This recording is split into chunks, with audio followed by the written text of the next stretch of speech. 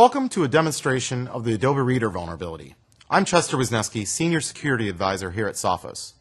The purpose of this demonstration is to show a recent vulnerability in Adobe Reader that allowed random content to be downloaded from the internet. In many ways, this is a typical piece of malware that is designed around social engineering.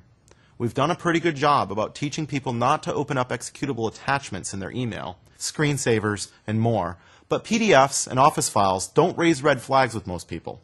This makes documents a great way for malicious people to infiltrate your environment. Let me show you. This PDF avoids a lot of security features in Windows, like data execution prevention and address space layout randomization. What's going to happen when I launch it is it's going to load the PDF into Adobe Reader. Adobe Reader is going to crash, and when it crashes, it's going to download a file from the internet. To prepare for this, I'm going to briefly launch Wireshark, which is a packet capture application, and we'll be able to see the retrieval of that malicious file from the internet.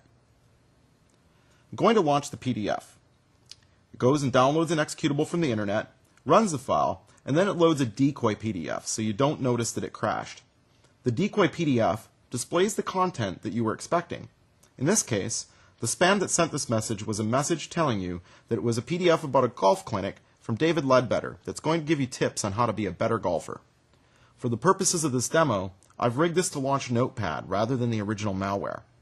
We can see Notepad in the background and the decoy PDF is loaded. We've been pwned. Next, I will close the PDF. And if we go back and look at Wireshark, we can see the conversation that occurred over the internet. When I launched Adobe Reader, it went, did a web request, and tried to grab wincng.exe. I had set up the host to serve up Notepad, and we can see that it did a web request and downloaded the Notepad application rather than the original payload. The clever part about this malware is that the approach they have taken could trick almost anyone.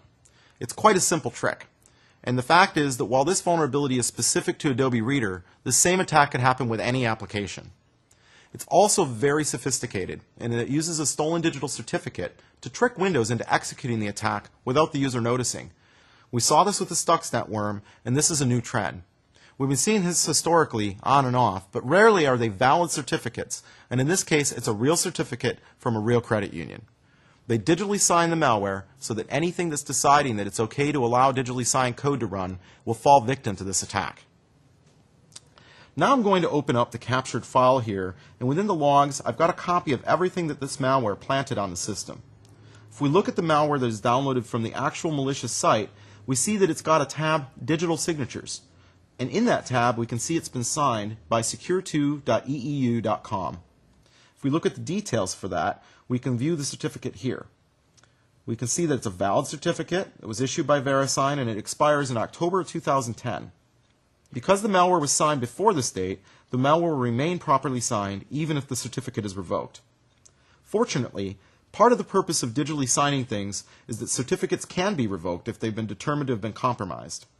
I've downloaded a copy of the latest certificate revocation list from VeriSign. If we scroll down, we can match the serial number to the one that we see in the revocation list and that's been revoked. From this point forward, nothing signed with this certificate will be valid. So that's a small success for certificate validation, but unfortunately, the revocation is not retroactive, and there may still be malware out there using this certificate. This is all quite interesting. It goes to show how something as simple as opening a PDF can put your PC at risk. This is one reason why it's very important that we remember to patch all of our applications and not just think about patching Windows or our browsers, but also helper applications like Acrobat and iTunes and WinZip, other things that can be a gateway into your network for your users to be tricked. It's unlikely we are going to start blocking PDF files at our email or web gateways. That web filtering scans for malware specifically and is essential to protecting your PCs against these threats. Another way is staying informed, and we can help with that.